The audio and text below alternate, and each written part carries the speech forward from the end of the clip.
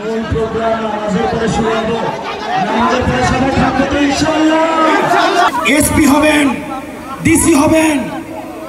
আপনারা কি কোনো রাজনৈতিক দলের দালালি করতে চান? আপনারা কি আর কোন স্বৈরাচারের পাহারাদার হতে চান? প্রিয় রাজশাহীবাসী, এই অভ্যুত্থানে যারা দাড়ি পাকাওয়ালা মানুষ কয়জন রক্ত দিয়েছে, আর যারা ছাত্র তরুণ তারা কয়জন রক্ত দিয়েছে?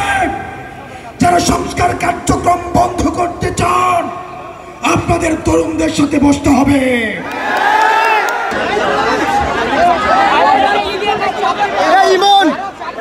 খেলা দাও। আপনারা স্টেজের সামনে থেকে একটু পিছিয়ে যাবেন। প্রোগ্রাম সুন্দরভাবে পরিচালনার স্বার্থে আপনাদের সর্বোচ্চ সহযোগিতা কামনা করছি।